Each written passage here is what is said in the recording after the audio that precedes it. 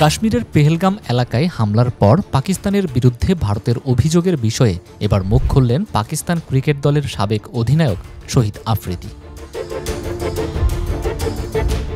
শনিবার এক বিবৃতিতে শহীদ আফ্রিদি বলেন, পেহেলগাম হামলার ঘটনার পর ভারত কোনো ধরনের প্রমাণ ছাড়াই পাকিস্তানকে দোষারোপ করছে, যা অত্যন্ত দুঃখজনক।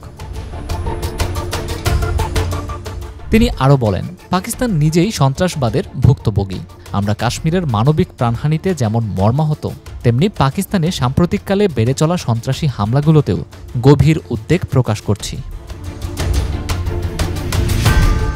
শহীদ আফ্রিদি মনে করেন, পাকিস্তান ও ভারতের মধ্যে কূটনৈতিক সংলাপই সব সমস্যার একমাত্র সমাধান হতে পারে।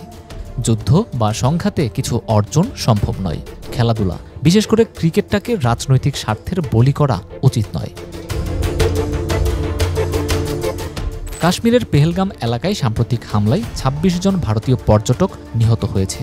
এর জেরে ভারত ও পাকিস্তান সম্পর্কের টানাপোড়েন আরও তীব্রতর হয়েছে। ভারতের পক্ষ থেকে সিন্ধু পানি চুক্তি স্থগিতসহ নানা পদক্ষেপের পর পাল্টা জবাব দিতে শুরু করেছে পাকিস্তানও।